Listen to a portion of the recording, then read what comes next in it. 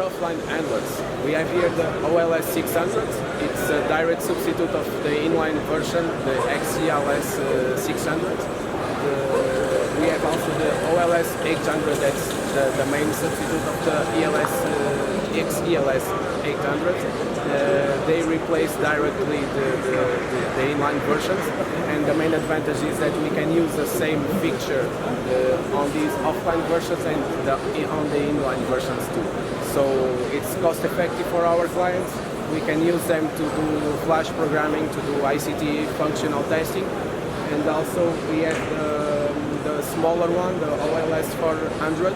It has a smaller capacity, but it has a great adaptive and general purpose.